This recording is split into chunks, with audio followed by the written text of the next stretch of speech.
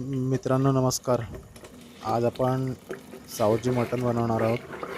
त्यासाठी आपण मसाला छान परतून घेतलेला आहे. सगळा मटण स्वच्छ धुवून घेतलेला आहे आणि त्यानंतर आपण मसाला चांगला भाजून झाला की त्याच्यामध्ये स्वच्छ धुतलेलं मटण आपण त्याच्यात घालणार आहोत. मटणचे पीस हाडांसकट घ्यावे, त्याच्याने टेस्ट खूप छान येते.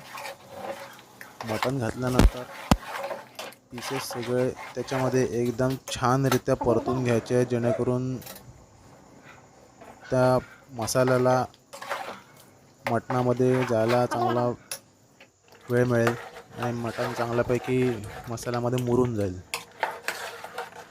त्यानंतर चांगला मसाला हलवून घ्यायचा आणि त्याला झाकण लावून ठेवून द्यायचा आहे थोडा वेळ.